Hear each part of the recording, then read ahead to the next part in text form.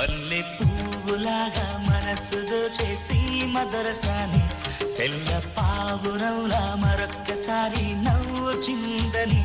మల్లె పువ్వులాగా మనసు దోచేసి మదరసాని